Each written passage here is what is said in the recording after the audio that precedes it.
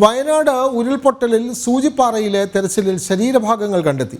അസ്ഥിഭാഗങ്ങളും മുടിയുമാണ് ലഭിച്ചത്. DNA പരിശോധന നടത്തും.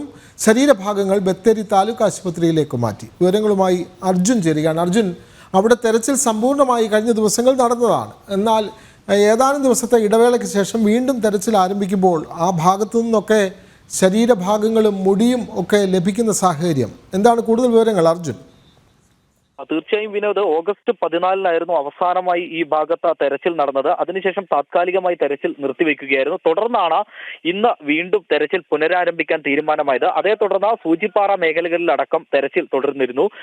അതുപോലെ തന്നെ ആ മുണ്ടക്കൈ, പുഞ്ചിരിമട്ടം മേഖലകളിലും തെരച്ചിൽ നടന്നിട്ടുണ്ട്. ആ ഒരു തെരച്ചിലിലാണ് ഇത്തരത്തിൽ ഒരു അസ്ഥികൂടം ലഭിക്കുന്നത്, ശരീരഭാഗങ്ങൾ നമുക്ക് ലഭിക്കുന്നത്. അതായത് ഇത്തരത്തിൽ സൂചിപ്പാറ മേഖലകൾ കേന്ദ്രീകരിച്ചുള്ള തെരച്ചിലാണ് ഈ ഒരു അസ്ഥികൂടവും അതുപോലെ തന്നെ മുടിയും അടക്കമുള്ള ഈ ശരീരഭാഗങ്ങൾ ലഭിക്കുന്നത്.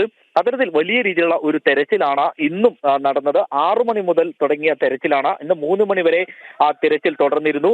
ആ തണ്ടർ ബോൾട്ട് അടക്കമുള്ളവർ അല്ലെങ്കിൽ ഫയർഫോഴ്സ് ഇത്തരത്തിലുള്ള ഫോഴ്സുകൾ അടക്കം ഇറങ്ങിയാണ് ഈ തെരച്ചിൽ തുടർന്നത്. മാത്രമല്ല ഇവരുടെ സന്നദ്ധ പ്രവർത്തകരടക്കം ഈ തെരച്ചിലിന് ഒപ്പമുണ്ട്.